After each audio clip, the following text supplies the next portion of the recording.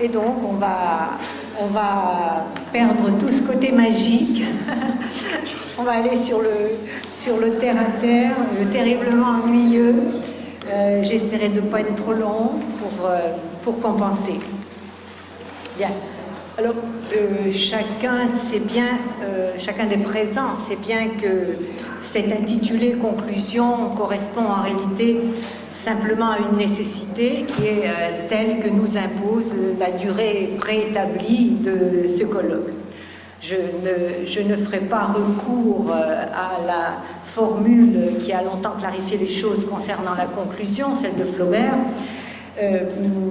mais je pense qu'un colloque, s'il est réussi, doit surtout servir à ouvrir des pistes plutôt qu'à enfermer. Donc, ce serait plutôt l'introduction à autre chose, à planter des jalons et à donner mieux, à laisser l'envie de continuer, de reprendre certains livres portés que nous devons être, je l'espère, par plus de questions que nous n'en avions au départ. C'est au moins mon souhait. On pourrait dire, en parodiant une émission de télé, des échappées belles. Ce que nous pouvons affirmer, c'est tout au moins qu'un colloque, pour être réussi, doit aussi avoir une valeur exemplaire, autrement dit, constituer un point de non-retour dans la recherche, une étape qui fait qu'il y aura un avant et un après. Ceci se fait en général parce que le colloque a su poser la bonne question, ce qui n'est pas du tout évident. Ça suppose que celui qui la soulève et qui la formule, parce que je crois que c'est très différent, a été en mesure de regarder autour de lui, d'écouter le monde avec suffisamment de détachement et d'empathie à la fois pour percevoir avec autant que possible un temps d'avance, quelques plis dans la toile, ou tout simplement découvrir que jusqu'à ce jour, nous avions négligé une partie de notre réalité. Je crois qu'en ce sens, Matteo Majorano a su, comme ça lui arrive souvent, mettre en évidence une problématique de nos vies et donc de la littérature. À partir de ce surlignage, le décryptage devenait un peu plus aisé et traçait un parcours. J'aimerais donc qu'il me soit consenti, évidemment il sera consenti parce que je suis là et que je n'aurai pas de contestation possible sur ce que je vais dire, de vous livrer quelques petites réflexions que je m'assume tout à fait comme très personnelles, souvent je pense provocatrices dans leur brusquerie à cause du temps à ma disposition et aussi dans un positionnement que j'aimerais résumer par cette formule, donc je remplacerai conclusion plutôt par des sentiments aussi. De fait, si chacun de nous commence à regarder autour de lui, c'est ce que j'ai fait quand on a commencé à tourner autour de la question des sentiments, chacun donc on regarde et on constate que les sentiments contribuent à la ronde du monde. En fait, moi j'ai surtout l'impression, je ne crois pas que ce soit seulement en Italie, que c'est un peu un climat que l'on respire. On est d'un seul coup tous enveloppés par du sentiment qui souvent déborde même dans du sentimental. On le voit beaucoup en Italie avec la religion qui est très présente à travers la figure du pape, qui fait une défense à outrance des sentiments en ce moment. On l'a vu aussi en France quand on a voulu mettre en avant, sans grand succès d'ailleurs, la politique du Caire. Je l'ai vu aussi pas mal dans ce mouvement qui est en train de prendre pied. On en parle beaucoup dans les suppléments des journaux en Italie sur ce New Sincerity. Peut-être que des gens qui viennent d'Amérique pourraient nous en parler. Ce mouvement qui invite à connaître le monde en valorisant les sentiments dont la compassion. Et aussi, je relève une espèce d'accélération sur des pointes de sentiments, notamment avec tout ce qui est social network, évidemment, et en particulier avec Twitter. Je parlais avec des gens qui pratiquent cet art et qui m'expliquaient comment, dans ces limites extrêmes, en termes d'espace, évidemment, les tweets mettaient à nu non seulement l'auteur, mais lançaient une émotion. Et je dois dire que les moyens technologiques aujourd'hui sont des accélérateurs, beaucoup de sentiments. L'autre jour, j'entendais Marie Dariussec qui racontait justement comment les passions avaient été accélérées par le problème d'échange des textos. Si au bout de 10 minutes, on n'a pas la réponse au texto, on se pose des questions. Je crois que la vulgarisation scientifique dans notre société européenne a aussi mis du sien à deux extrêmes. Je trouve que quand on voit une série qui a à la télévision un succès énorme, Lie to Me, c'est-à-dire cette série qui utilise pour percer à jour les criminels le décryptage des sentiments tels qu'ils sont transmis jusqu'à son insu par le corps de certains des personnages, ça a un impact, ça signifie quelque chose. Je crois que ça enseigne aussi à regarder.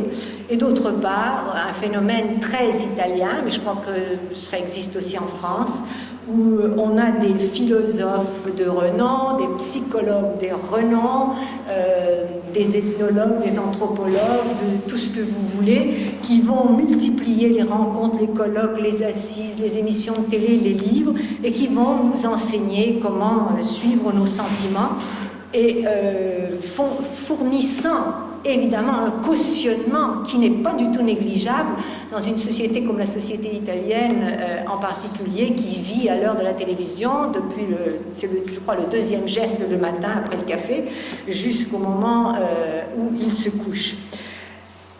Dans tous les cas, il y a une vague qui traverse pas seulement, disons, cet aspect quotidien et banal, mais j'ai remarqué aussi, je lis toujours dans des œuvres de vulgarisation, tout ça, ou même dans de la presse un peu plus spécialisée, si l'on regarde, on constate quoi? On constate qu'on cherche la scientificité, qu'on cherche la rationalité, et puis on trouve tout à fait autre chose. Par exemple, dans le domaine de l'économie, il y a l'écrivain américain Jeremy Rifkin, qui a eu un succès énorme en Italie, et parce qu'il a développé à travers un livre donc de 2011, Une civilisation de l'empathie, c'est le titre français, où il croise le développement des sociétés et celui de l'empathie. Si vous vous tournez vers la médecine, il y a actuellement un succès qui explose pour ce qu'on appelle la médecine narrative. Donc là aussi, il y a la volonté de construire quelque chose. Et j'ai été frappée jusqu'au professeur de criminologie de l'université de Milano Bicocca, ça c'est un hommage à Yann, qui ont enquêté de façon très docte et nous livrent leur, je cite, ouvrage scientifique extrêmement rigoureux, Réflexion sur criminalité, société et politique. Le lecteur découvre alors que la peur semble la main invisible qui guide notre société, qui détermine, disent-ils, les rapports humains, les comportements aussi bien des individus que des groupes, au point de parvenir à infléchir jusqu'au droit qui devrait, par excellence, être un terrain d'application d'un minimum de rationalité. Je crois que le contexte n'est pas négligeable. Il a changé le regard qui était posé sur le sentiment, souvent relégué dans des domaines bien précis, dont la littérature, et au sein de cette écriture particulière, les sentiments avaient souvent un peu de mal à tracer leur route, souvent ombragés, négativement s'entend, par une littérature grand public qui faisait justement des sentiments sa tasse de thé, parce que le succès était garanti en termes de vente, je n'ai pas besoin de faire de nom, mais qui offrait une image essentiellement superficielle et répétitive de nos psychologies, en particulier dans le domaine amoureux. Ce matin, Dominique Barre citait le produit de consommation. Je crois qu'on est toujours, on est bien là-dedans. Alors, la littérature qui nous intéresse est autre chose. Je crois que depuis, et c'est là que je vais arriver avec des idées peut-être un peu étranges, depuis des millénaires, la littérature a comme sujet sans aucun doute les sentiments. Il suffit de reprendre le Gilgamesh ou bien le Mahabharata. Je dirais qu'elle n'a certainement pas inventé les sentiments, mais elle les a nommés, elle les a décrits, elle les a célébrés. Elle nous a donné conscience de leur existence et sans aucun doute a contribué à les développer, à les valoriser en chacun de ses lecteurs. C'est d'ailleurs bien pour ça que nous nous reconnaissons dans ces œuvres d'autrefois que nous continuons à fréquenter. Et comme cela aussi a été dit, c'est probablement un défaut de lecture, une orientation historique de notre lecture qui a une obéissance peut-être trop diligente à un positionnement théorique élargi, qui certaines fois nous a rendus aveugles à la présence des sentiments. On a cité la jalousie de Rebrier, je ne reviendrai pas. En fait, je crois que la littérature ne saurait se passer des sentiments, qu'ils soient directement nommés qu'il soit simplement qualifié, qu'il passe par le biais des figures rhétoriques, des constructions en écho, en opposition, en filigrane, par des parcours beaucoup plus complexes, dont par exemple nous avons eu l'image, l'illustration parfaite avec Isabelle Jarry hier matin. Et je crois, et pas seulement, pourquoi, selon moi, la littérature a besoin des sentiments.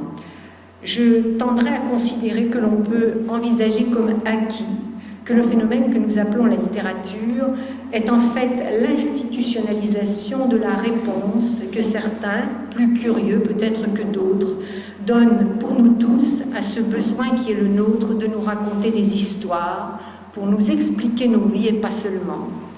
Nous passons en effet, les sciences nous disent, notre existence à réorganiser notre passé et à tenter d'organiser notre futur. Les hommes de science ont démontré que chacun de nous pense au moins 16 fois par jour à son avenir. Et pour ce faire, nous mettons à contribution deux parcours, notre imagination et notre mémoire. Nous apprenons de fait la vie par imitation ou par rejet, par identification ou par dissociation, c'est bien là ce que permet la littérature, et qui nous permet de vivre aussi un nombre quasiment infini d'existences, potentialisant notre propre capital de vie. Et la littérature le fait en racontant des histoires dont a besoin autant celui qui les écrit que celui qui les lit. J'en veux pour preuve qu'il y a eu toute une période où le public a largement abandonné la littérature, quand la littérature elle-même avait un peu abandonné les histoires. N'avait-elle pas alors stérilisé un peu sa nature, la détachant de ce que je considère un peu comme sa vocation? Or, qu'est-ce que c'est une histoire en littérature? Je crois qu'on pourrait la définir comme un morceau de vie enfermé dans des mots, la mise en écriture de quelques clones où nous reconnaître et qui nous démontrent des variétés d'inscriptions dans le monde avec leur corps, leurs émotions, leurs sentiments, leurs moyens intellectuels et leurs actes. Tel est bien le matériau de la littérature, notre humanité, ce qui fait que chacun de nous se révèle à la fois un être unique et un individu qui n'existe que par les autres. Quelque chose, en effet, s'est passé.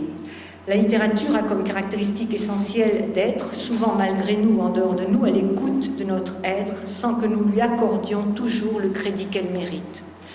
En fait, et sur ça je me relierai à certaines autres communications, je crois que ce sont la caution des sentiments va venir aussi, est venue de quelque manière par des relevés et des découvertes scientifiques qui donnent peut-être enfin à la littérature l'autorité qu'elle mérite. Je crois que les sentiments ont reçu leur vraie valeur, leur vrai rôle et leur vraie place à travers une série de travaux qui ont ici été indirectement évoqués, qui sont ceux de Damasio et de son école. Ces travaux ont démontré que nous sommes d'abord des corps, des êtres concrets, faits de matière avant tout, et que ce corps réagit sans cesse au monde, qu'il interagit avec le monde et traduit les effets de cette interaction par des émotions. Moi aussi, je vais livrer ma version des émotions, qui est celle évidemment de Damasio. Cette interaction par des émotions, que je définirais pour résumer un peu rapidement, des réactions immédiates, spontanées, non contrôlées mais extériorisées, qui ne sont pas autre chose que les traces fort utiles de nos instincts primordiaux, visant avant tout à nous aider à vivre en nous permettant de nous conserver et de nous adapter. Damasio nous a enseigné comment ces émotions se transforment en sentiments, deviennent des sentiments, les catégories ont déjà été évoquées jusque dans leurs variantes, à partir du moment où entre en jeu notre conscience, c'est-à-dire cette forme d'organisation supérieure que nous garantissent en permanence nos neurones. Et la science nous a obligés à reconnaître, admettre que les sentiments s'interposent constamment entre la réalité et nous, qu'il est impossible d'entrer en contact avec la réalité en dehors d'eux, tout comme il nous est impossible d'arrêter de penser. Ils se révèlent primordiaux, largement universels, et sans doute notre part la plus humaine, peut-être même en ce que malgré tout, la moins contrôlable, la moins uniforme dans son université, la plus nuancée, changeante, complexe, éphémère. Leur rôle est donc déterminant à chaque instant de nos vies, et ce, autant, si ce n'est plus au départ, que notre intelligence, notre rationalité, l'ensemble de nos capacités cérébrales. Donc, si l'on revient à la littérature et à sa définition de l'art de raconter des histoires, nous comprenons que les sentiments sont indispensables puisqu'il y a eu la prise de conscience. Mais ils sont indispensables en amont, au moment où elle s'écrit, parce qu'elle nous raconte sous 1000 formes possibles, mais ils sont aussi indispensables en aval. Je reprends seulement une partie de l'exposé que nous avons eu de Georges. En effet, la littérature n'est pleinement elle-même que lorsqu'elle se réalise dans l'acte de lecture. Or, celui-ci opère en me faisant vivre pleinement, encore que virtuellement, ce dont est porteuse l'écriture. Car il y a de fait un authentique vécu de la littérature dans l'acte de lecture. Là encore, je vais m'appuyer pour vous présenter mes affirmations sur des travaux de l'université de Parme. Pour une fois, l'université italienne a eu un apport considérable.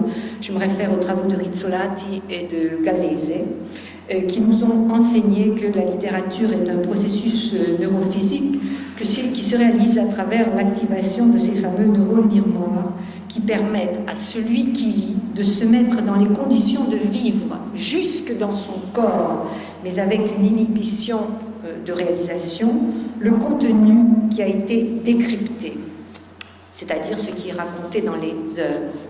Donc, dans une connivence le plus souvent totale, auteurs et lecteurs vont alors croiser leur mémoire et leurs imaginations, ce qui n'est pas difficile, et là aussi la science est très importante pour nous, puisqu'elle nous explique que toutes deux empruntent le même canal neuronal, mais déterminant, parce que cela explique que notre mémoire largement fictive, si largement fictive, qu'elle va pouvoir s'appuyer non seulement sur la prégnance de notre vécu, mais aussi sur nos lectures, par le biais justement des sentiments. Et nous tous avons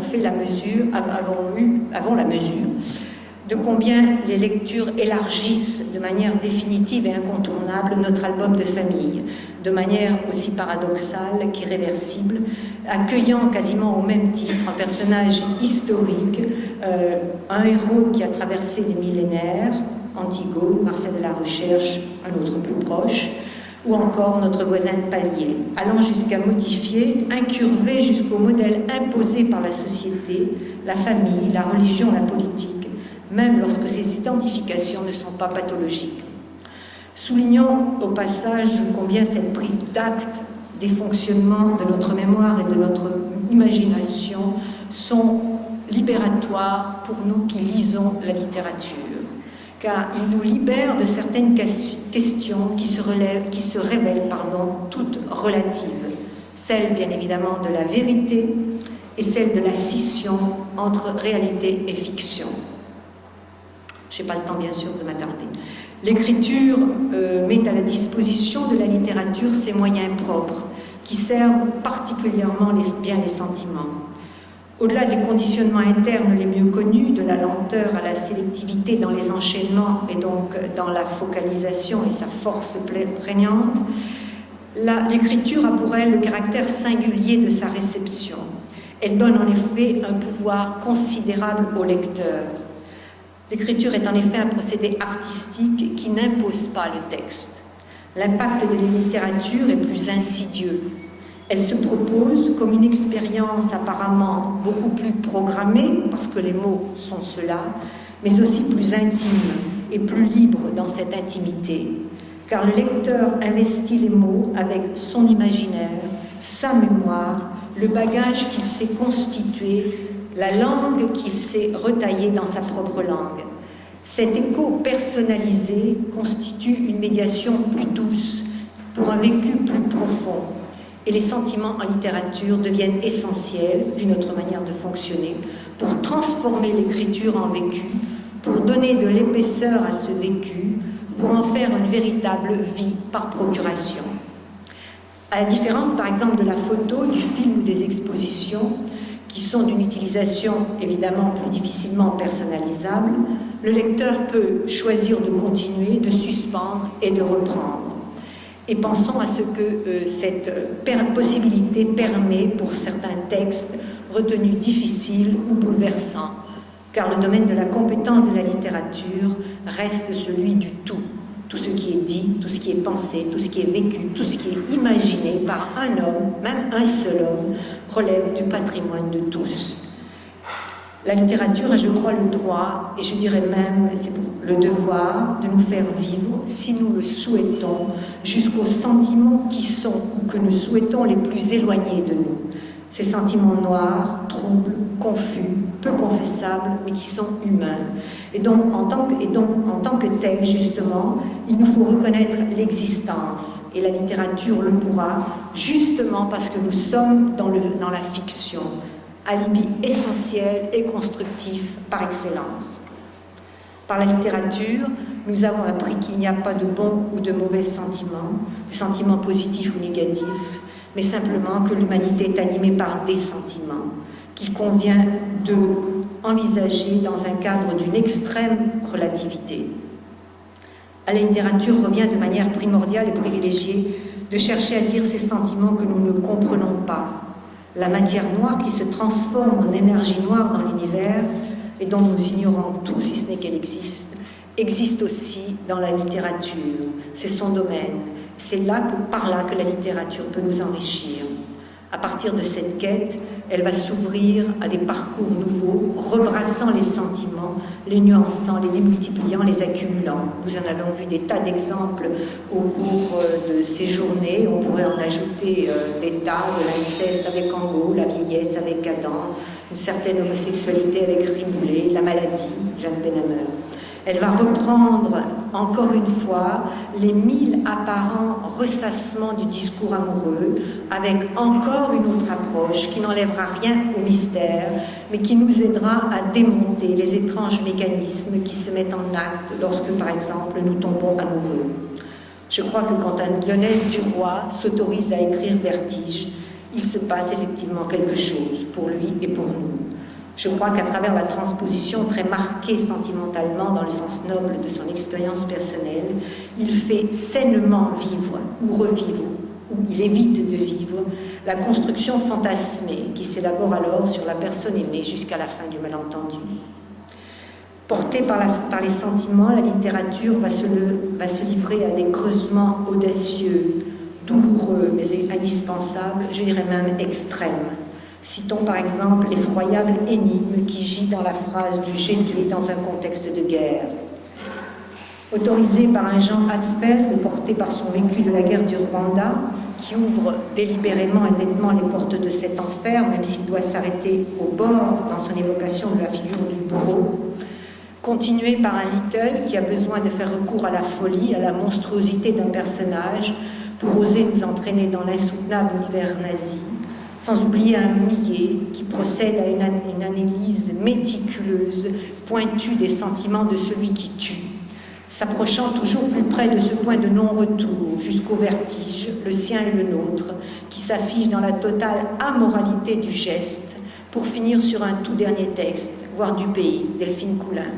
La guerre au féminin, la guerre créée pour donner la femme, créée pour donner la vie, confronté à son arrachement, avec un écrivain qui ose singulièrement faire exploser ce qui avait été amorcé seulement par un homme, la guerre qui fabrique des soldats, mais qui fabrique aussi des tueurs. C'est ça aussi la littérature. Celle-ci qui cueille et qui saisit ses sentiments démontre aussi que les sentiments changent au fil du temps. Et ce faisant, la littérature nous donne le pouls de la société. On parlait tout à l'heure d'un sentiment, je vais évoquer la honte, phénomène historique par excellence, qui de son surgissement suite au manque de respect des règles morales est devenu un phénomène largement autoréférentiel, momentané, superficiel, expression d'une fragmentation sociale, effondrement de valeurs partagées dans une société qui fait semblant de jouer la carte de l'égalité.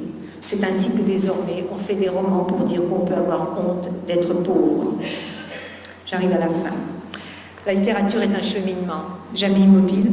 À tout instant, il y a quelque part des hommes et des femmes prêts à la faire rebondir. Autrement dit, des êtres comme nous, comme nous lecteurs, nécessiteux d'affronter les énigmes de toujours à partager.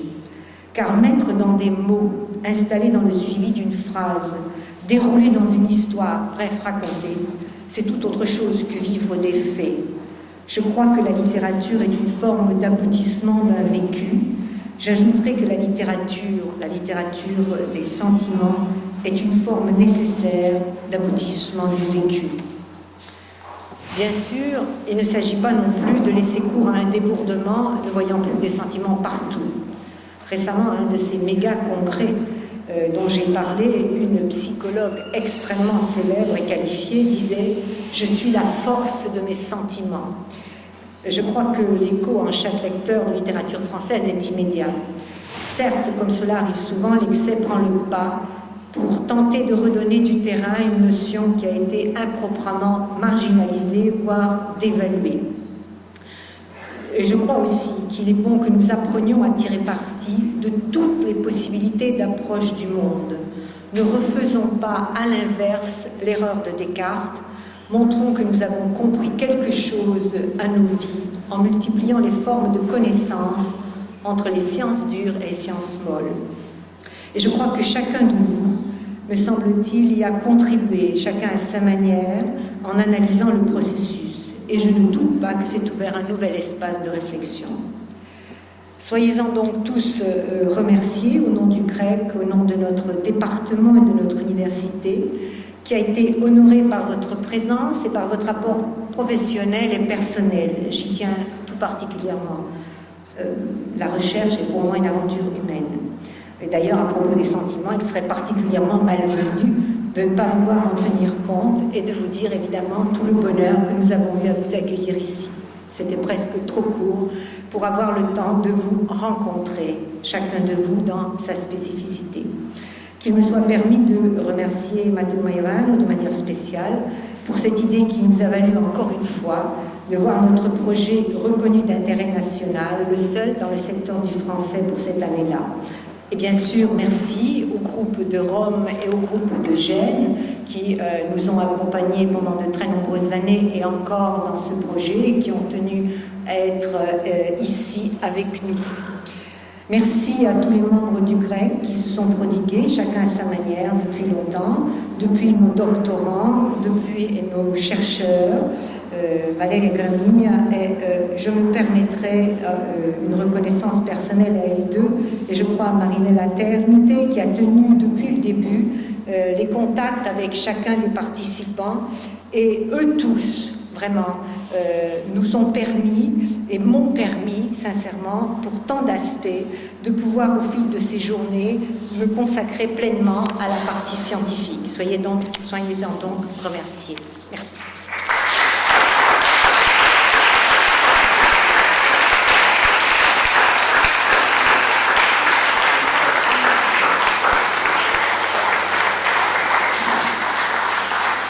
J'ai été très longue, je suis désolée. Voilà.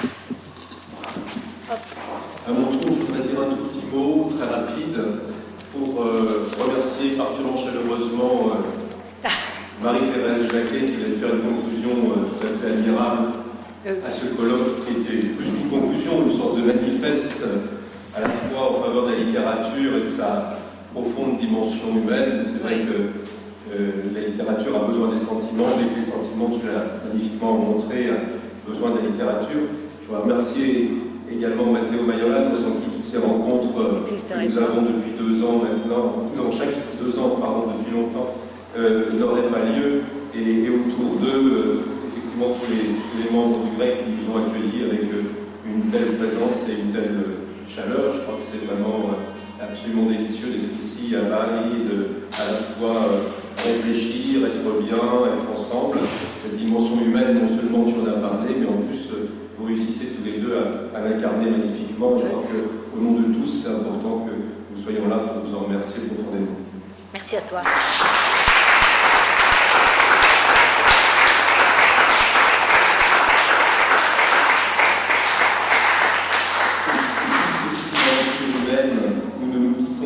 Puisqu'il y a d'autres manifestations qui approchent, et je me permets de faire un petit instant de publicité en faveur de la rencontre des enjeux contemporains, qui aura lieu au mois de janvier à Paris, comme chaque année, à l'initiative de la Maison des écrivains et de la littérature, et de Sylvie Baron qui est là, et puis de l'équipe qui est autour d'elle, de Wolfgang, Isabelle Jarry et quelques autres. Cette année, ça s'appellera Perspective, point de vue, perspective à l'œuvre, et donc c'est la manière dont la littérature se confronte aux images que le monde lui importe. Vous y êtes tous bienvenus, c'est du 29 janvier au 2 février à Paris, à la fois au Petit Palais, comme d'habitude, à la bibliothèque publique d'information du Centre Beaubourg, qui est maintenant l'un de nos partenaires, au Centre culturel italien, qui vous accueillera aussi cette année, et dans d'autres lieux parisiens que vous verrez sur le programme. Et donc voilà, l'aventure continue, et grâce à vous, on a eu un magnifique moment aujourd'hui. Merci. Voilà.